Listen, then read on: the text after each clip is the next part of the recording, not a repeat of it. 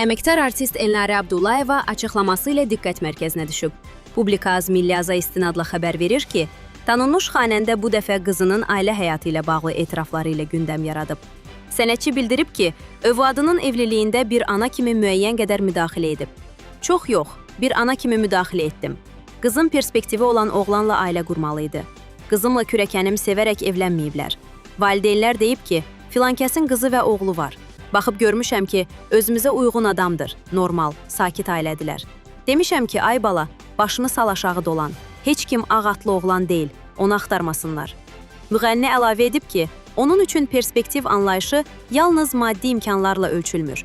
Perspektiv pulla bağlı deyil, insanın xarakterindən və çalışqanlığından asılıdır.